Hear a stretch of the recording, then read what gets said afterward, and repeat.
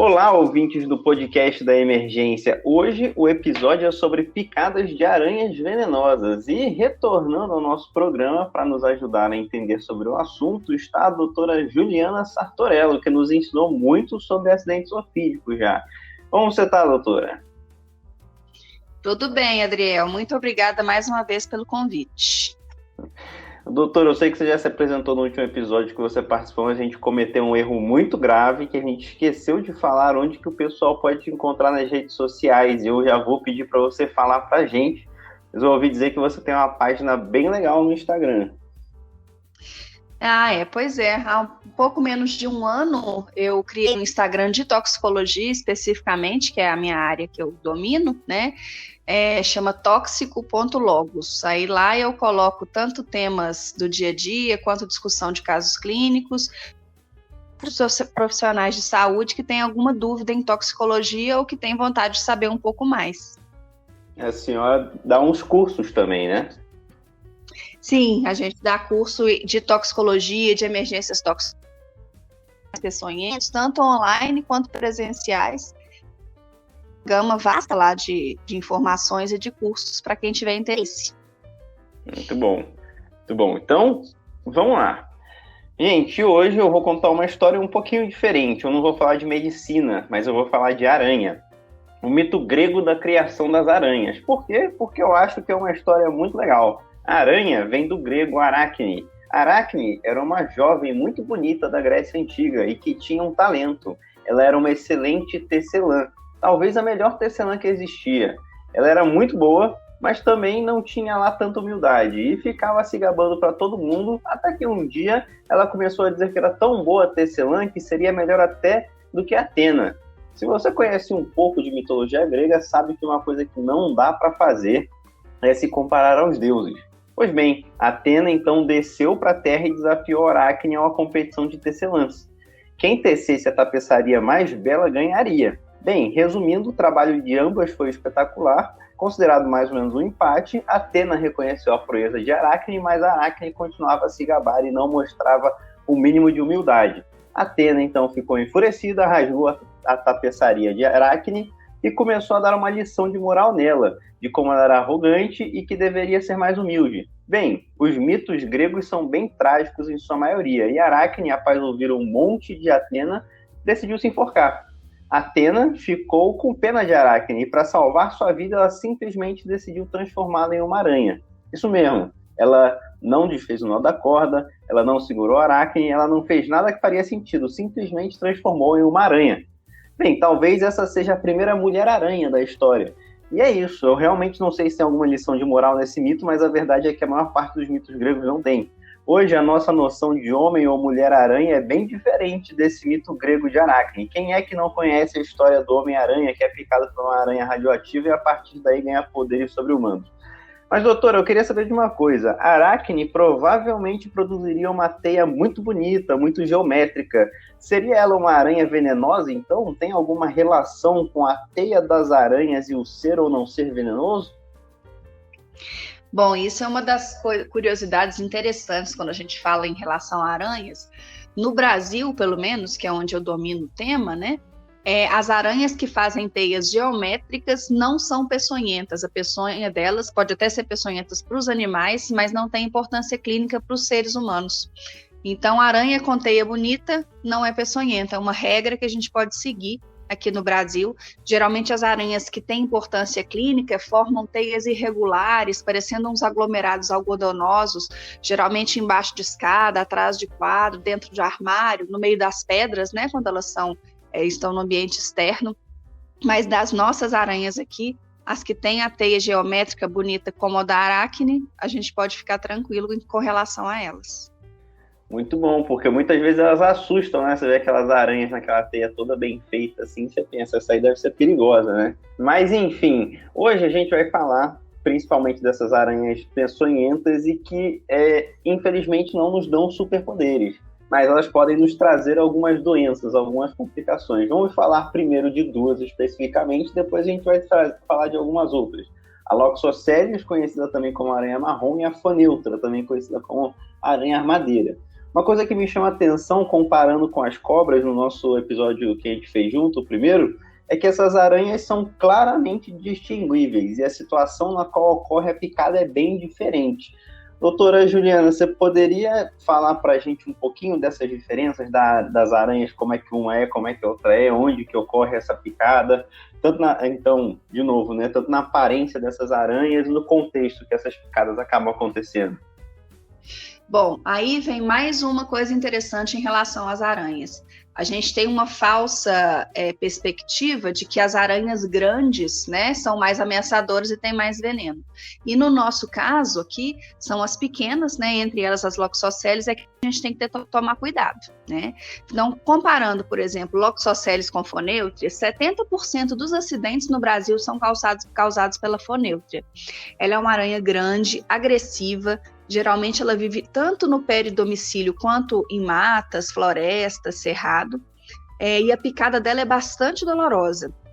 Mas ela é uma aranha, ela pula até 30 centímetros, e é uma aranha bem grande e bem diferente da Loxosceles. A Loxosceles é uma aranha muito pequenininha, eu brinco com os meus acadêmicos lá na toxicologia, que ela tem o tamanho de metade de uma tampinha de caneta Bic.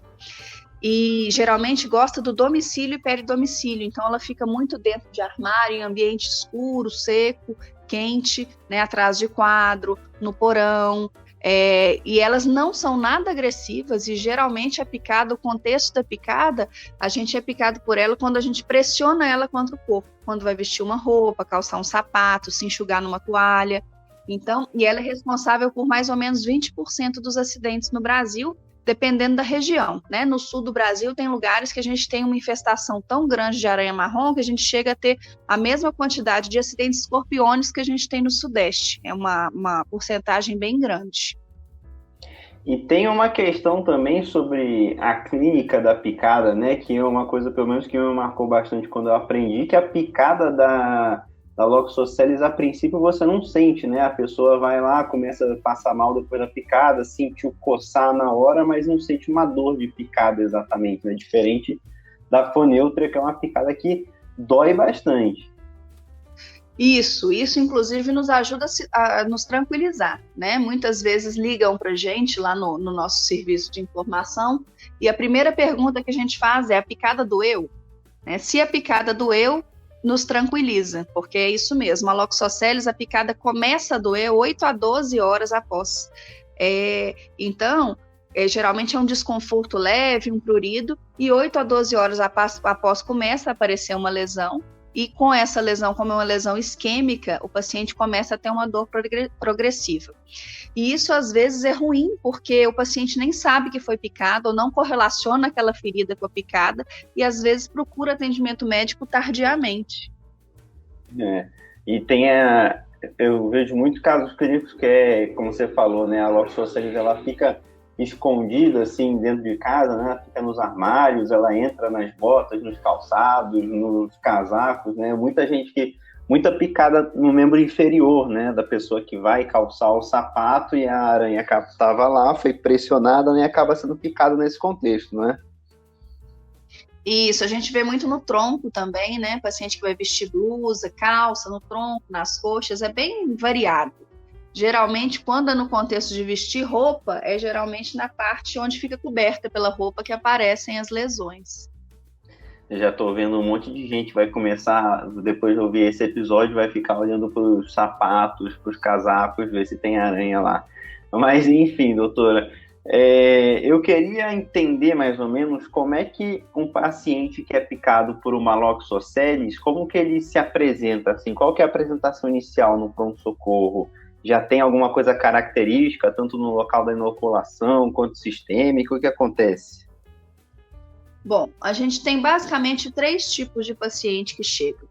Às vezes o paciente já tem conhecimento, ou já mora numa área endêmica de Loxosceles, e aí às vezes ele chega sem nenhum sintoma local, só com uma picada que às vezes a gente não consegue nem ver, que foi há poucas horas ou há poucos minutos, trazendo uma aranha.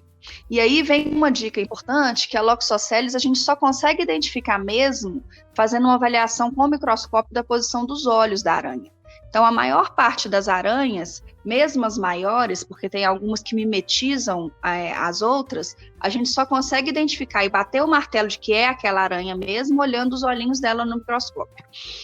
Então, se chega esse paciente com uma Loxosceles pequena, né, com uma aranha pequena, que a gente identifica como Loxosceles, e assintomático, que é o que vai acontecer nas primeiras horas, a gente só orienta ele que tem que observar a lesão, né, e se esse paciente evoluir com uma piora da lesão, com gravidade da lesão, procurar de novo o serviço, e aí a gente vai avaliar se tem indicação de medicamento adjuvante ou de soroterapia. O segundo tipo chega para a gente é aquele que eu comentei, que já chega com uma lesão já dolorosa, geralmente a gente chama de placa marmórea, que é uma lesão que tem um entremeado de partes pálidas, arroxeadas e vermelhas, que são as partes pálidas, são as lesões isquêmicas, as arroxeadas já são partes necróticas, e a parte vermelha é uma lesão inflamatória, geralmente no entorno da lesão, e às vezes ele se relaciona isso com a aranha e às vezes não. Então, ele chega no serviço com essa lesão, que é uma lesão característica. Então, importante, esse paciente já tem indicação de soroterapia. Se for uma lesão mais leve, a gente indica corticoide, 1 miligrama por quilo, né, por 7 dias, mais ou menos, e vai fazendo um acompanhamento diário da lesão. E a gente tem o paciente que chega tardiamente, já com uma lesão necrótica, geralmente com mais de 72 horas da picada, e nesse paciente não tem indicação de soro mais, e aí são só os cuidados locais com a lesão que são indicados. Debridamento, acompanhamento com a cirurgia, tem casos que tem necessidade de enxerto, inclusive. E precisa entrar com antibiótico para essa lesão aí, mais tardia já, com risco de infectar ou não? Aí é avaliação de subjetiva, né? Tem lesão que já tem sinal de infecção secundária local e tem lesão que é só inflamação mesmo pela picada. Então, cada caso vai ser avaliado isoladamente. E esse paciente tem risco de desenvolver complicações sistêmicas ou o evento vai ser mais local mesmo?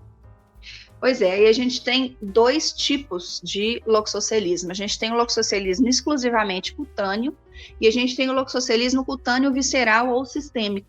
Né? E no cutâneo visceral ou sistêmico, além da lesão, ele pode fazer uma síndrome inflamatória que cursa com hemólise, cursa com alterações hepáticas e renais, pode até fazer um quadro CIVD, e aí esse é um paciente mais grave, que costuma ter uma mortalidade mais alta. Então, todo paciente que chega para a gente com sinais de loxoscelismo cutâneo clássicos, o ideal é a gente fazer uma revisão laboratorial à chegada, ou se esse paciente cursar com piora, para ver se do ponto de vista sistêmico ele já tem algum comprometimento. Certo. E quando a gente estava conversando sobre cobras, a gente viu muito, né, sobre o soro, de fazer diferentes doses do soro para diferentes quadros, né, que o paciente apresenta. No caso do loxoscelismo também, a gente vai ter doses diferentes de soro, é uma dose fixa? Como é que eu faço a minha soroterapia para o meu paciente?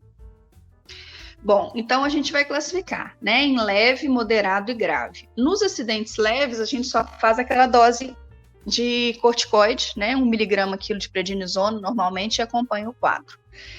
Nos acidentes moderados e graves, na literatura, a gente tem indicado 5 ampolas de soro antiloxocélico para os acidentes moderados e 10 ampolas para os acidentes graves ou com comprometimento sistêmico. No Brasil, no sul do Brasil, onde eu falei para vocês que a gente tem uma realidade, que a gente tem muita picada, o loxoscelismo cutâneo, tanto moderado quanto grave, eles fazem 5 ampolas com um resultado muito bom. Então, a gente, no nosso serviço, a gente costuma seguir essa mesma orientação. Quando a gente tem uma lesão cutânea exacerbada, são 5 ampolas, e aí, se esse paciente desenvolve também sintomas sistêmicos, a gente classifica e faz ou 5 ou 10 ampolas de acordo com a gravidade. Você poderia, assim, só para a gente reforçar um pouco aqui, ajudar a gente a rever aqui o que seria um paciente leve, um moderado e um grave, só para deixar isso bem fixado, porque eu acho que isso é uma das partes mais importantes na característica da nossa avaliação do paciente. Bom, então vamos lá. O paciente leve, a gente geralmente tem a identificação da aranha, né, ou um quadro clínico, um relato que nos faz pensar numa picada por aranha marrom, mas ele vai desenvolver uma lesão que não é isquêmica ou que, se tiver algum grau de isquemia, é uma isquemia muito leve. E aí, geralmente, a gente avalia isso nas primeiras 24 horas de picada. Então, se com 24, 36 horas o paciente apresentou uma lesão leve, com dor progressiva, mas sem sinais de isquemia, ou com sinais muito localizados e leves isquêmicos, a gente faz só o corticoide e analgésico para esse paciente e acompanha a lesão. Nos pacientes moderados, geralmente, nesse intervalo de 12 a 24 horas, a gente já começa a ter a lesão clássica.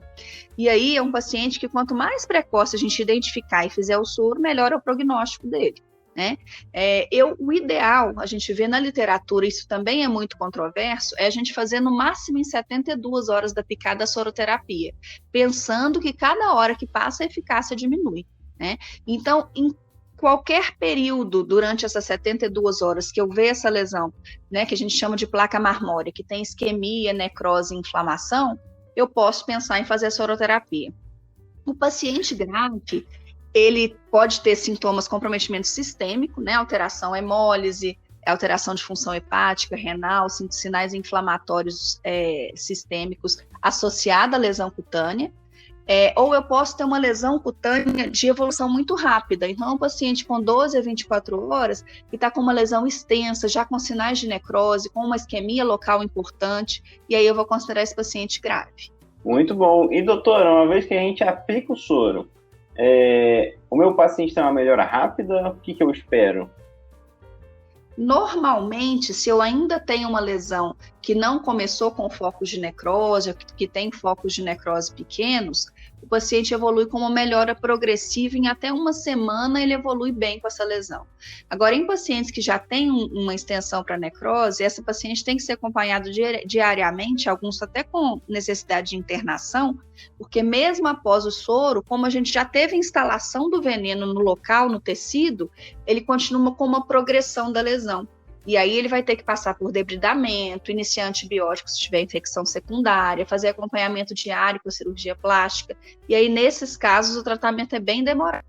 Em pacientes que têm uma lesão que já chega avançada, inclusive que não tem necessidade de soroterapia, aí é mais tempo ainda de cuidado com a lesão, que é o principal tratamento nesse caso. Certo, é uma aranha pequena que dá bastante trabalho, então. Vamos para a próxima. Como é que o meu paciente que sofre uma picada de uma aranha armadeira, uma foneutra, por exemplo, ele vai se apresentar no meu pronto-socorro? Bom, geralmente a gente consegue identificar muito bem esse acidente, porque é uma picada bastante dolorosa. Geralmente ele faz um edema discreto no local com pontos de inoculação, fica vermelho, né, com sinais flogísticos. E é um paciente que fala, geralmente ele visualiza a aranha. É muito comum a gente ver em caixa de feira. A gente já teve vários pacientes picados no sacolão, ou mexendo com caixas com frutas. Ela gosta muito de bananeira também. Fica muito dentro de sapato, em zona rural, de paciente em zona rural. Então, o paciente geralmente consegue caracterizar, olha, fui picado por uma aranha muito grande e está doendo muito.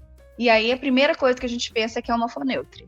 Só para a gente definir aqui, que você falou que a Loxosceles, ela mede aí mais ou menos meia tampa de caneta Bic. A foneutra, a gente está falando de um tamanho aproximadamente de quê? Ela tem mais ou menos 10 centímetros de diâmetro, o indivíduo adulto. Ela é uma aranha bem grande, ela pode pular até 30 centímetros, tem uma envergadura grande, as patas muito longas. Então, lógico que você pode ter uma foneutra filhote também, aí a gente não consegue ver essas características. Mas no indivíduo adulto, a gente geralmente bate o olho e vê que a coisa não está muito boa ali, não.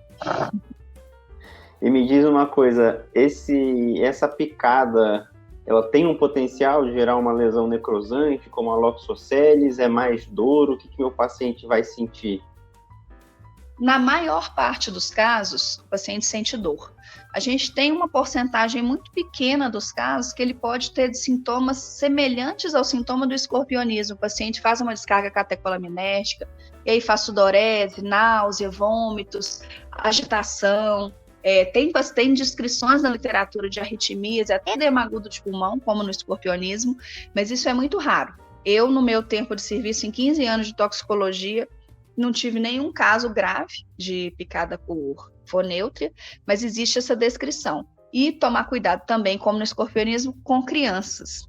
Uma coisa interessante e curiosa em relação à foneutra é que ele tem descrição de priapismo. Eu mesmo já peguei um menino de 6 anos que fez priapismo, Existem até uns estudos aqui em Belo Horizonte, no ICB, lá na faculdade na UFMG, sobre o uso do veneno para tratamento de impotência sexual por causa desse efeito.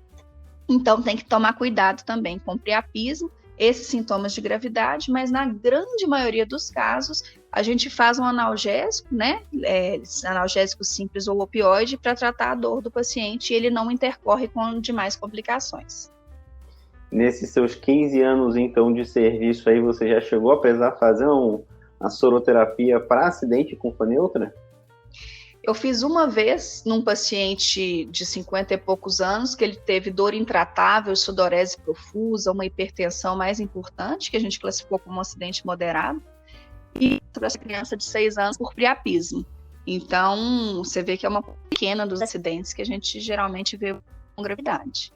Quanto que seria de soro? Só, obviamente, né, apesar de ser uma coisa mais rara, né, eu imagino que se algum ouvinte estiver aqui ouvindo em algum momento da vida se deparar com a necessidade de fazer um soro, é uma dose fixa? Eu vario o meu soro? Como que é? Geralmente a gente faz 2 ou 4 ampolas, igual no acidente escorpiônico, do soro antiaracnídeo, né, de acordo com a gravidade. E tem uma curiosidade que eu queria entender um pouquinho melhor. Quando a gente estava conversando de cobras, você chegou a falar que algumas cobras podem acabar causando uma dry bite, né? Que seria uma mordida seca, assim, que a pessoa é picada pela cobra e nenhum veneno é inoculado. Eu queria saber, isso acontece com as aranhas também? Existe a chance de eu ser picado por uma Loxosceles, por exemplo, e não ter nenhum veneno?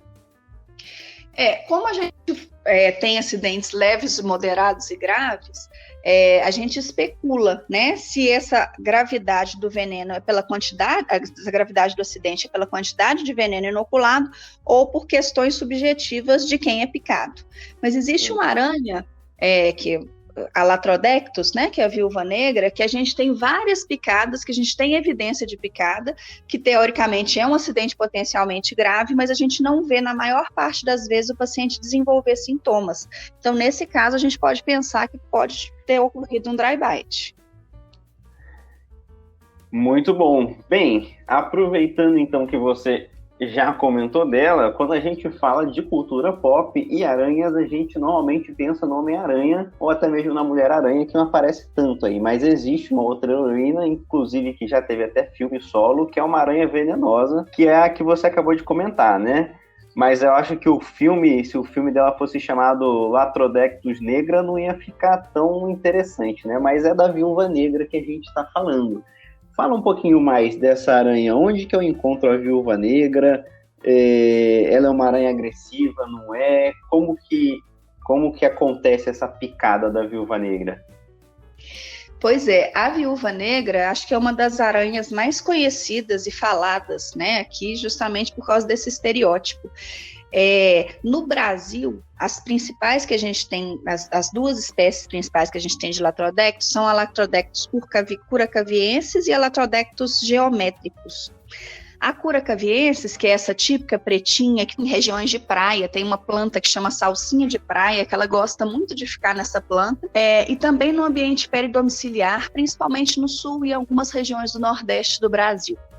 E a Latrodectus geométricus, que ela é chamada de viúva loura ou viúva marrom, ela é uma Latrodectus, só que ela não é vermelha, ela é marrom, com uns desenhos geométricos no corpo, e geralmente a gente vê ela no ambiente peridomiciliar, na região sudeste e centro-oeste do Brasil, a gente tem Latrodectus geométricus.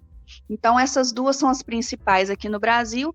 Ela não é agressiva, ela também, geralmente, o acidente ocorre por a gente se comprimir a aranha contra o corpo acidentalmente, mas ao contrário da Loxosceles, se a gente tem uma picada efetiva, é uma picada dolorosa. Certo, e qual que é o tamanho, assim, mais ou menos, dessa aranha?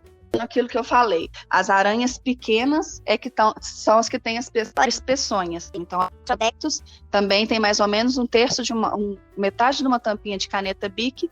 É uma aranha pequena, pouco agressiva, geralmente peridomiciliar, que a gente é picado geralmente quando comprime a aranha contra o corpo. E o que eu espero, assim, de sinais e sintomas, além de dor, para essa aranha?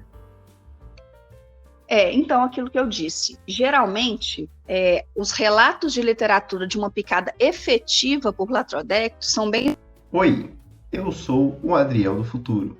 Vim aqui dizer que, neste momento, a internet da doutora Juliana ficou um pouquinho ruim. O que ela quis dizer é que as picadas por viúva negra efetivas são raras e segue para descrever os sinais e sintomas logo em seguida. Faz uma hipocalcemia importante, com risco de arritmias, convulsões, contraturas musculares.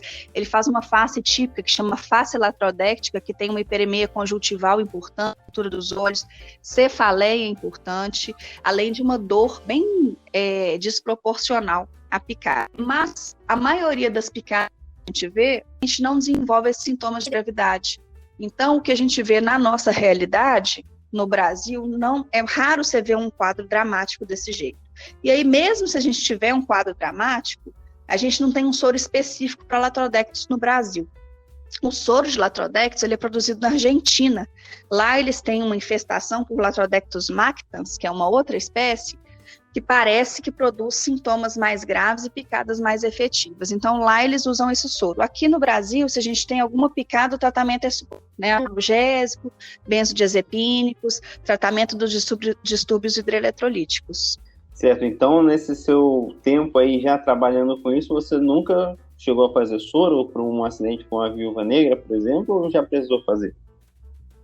Não, se a gente precisasse, a gente não ia ter. A gente não tem aqui no Brasil. A gente teve até acho que uns 10, 15 anos atrás, se eu não me engano, ainda tinha.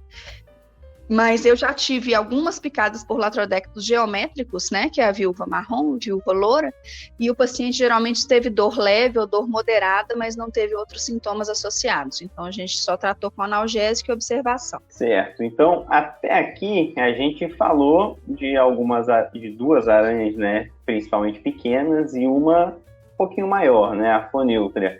Mas, além dessa nossa aranha armadeira, a gente tem algumas outras aranhas corpulentas também, que chegam aí até uns 20 centímetros, mais ou menos, que tem, de certo, uma relevância clínica.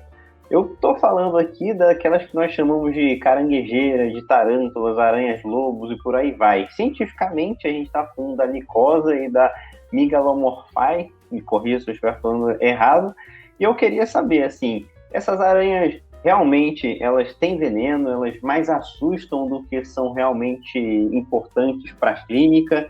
Como que é? Porque, né, são aranhas grandes, peludas, que causam medo. Eu queria ouvir você falar um pouquinho sobre elas. Bom, então a gente brinca que é mais fácil um paciente morrer de susto do que com o veneno, né, dessas aranhas, por elas serem grandes e assustadoras. Mas o que a gente vê de regra, principalmente pensando na caranguejeira, né, que é aquela aranha grande e peluda, é que o paciente geralmente sente dor pelo trauma da picada, né, dos ferrões da aranha, mas o veneno dela não tem importância clínica. Agora, quando ela se sente ameaçada, ela solta os pelos no local, na pessoa, né, no ser que a ameaça, e os pelos dela podem gerar uma reação urticariforme local. Então, com prurido, rache, que deve ser tratada com um antistamínico. Então, normalmente, a reação dela é pelo antistamínico, né? A gente trata o com antistamínico e com analgésico pelo trauma gerado pela lesão. Já a tarântula, né, que é a licosa, que é chamada de aranha de jardim, ou aranha-lobo, que muitas vezes é confundida com a fonêutria, ela causa uma dor discreta na picada, que a gente também trata com analgésico e não tem necessidade de maiores procedimentos, né? A gente observa o paciente até melhora a dor e libera o paciente. Interessante, né? Então esse pelo, às vezes o paciente poderia sofrer um choque anafilático pelo pelo e não ter nenhum problema com o veneno, né? A gente já teve paciente que fez broncoespasmo importante, fez realmente uma reação de hipersensibilidade importante pela presença do pelo, mas isso não se deve à reação ao veneno da picada. Interessante. Eu aprendi demais com você hoje. Acho que a mensagem talvez mais importante para levar para casa é que não subestime as aranhas pequenas, né? E a aranha que faz teia bonita não necessariamente é perigosa, né? Apesar que eu nunca vi também essas aranhas, as tarântulas, as caranguejeiras, a licosa, a megalomorfa. Eu não lembro de ter visto nenhuma imagem, nem na vida real, assim, elas fazerem teias. Elas são aranhas que tecem teias? Não, também não. A gente considera essas 5, né, que a gente falou, então, Loxosceles, Foneutria, caranguejeira, Licosa e Elatrodectus, a gente fala que são as aranhas de importância clínica para o ser humano, tanto como diagnóstico diferencial, quanto pela potência do veneno. Então, pensando nessas, essas 5 aranhas têm essa característica da teia que não é uma teia, não é teia geométrica, né? Então, se a aranha faz teia, provavelmente não é nenhuma dessas 5 que a gente conversou hoje. Muito bom. Doutor, eu queria te agradecer novamente aí por ter aceitado participar mais uma vez. É sempre muito bom e eu recomendo aí a todo mundo seguir a doutora Juliana no Instagram dela, o tóxico.logos, que sempre tem umas perguntinhas e umas imagens muito boas lá para responder. Então, muito obrigado, viu, doutora? Eu que agradeço, sempre à disposição, Adriel, foi um prazer.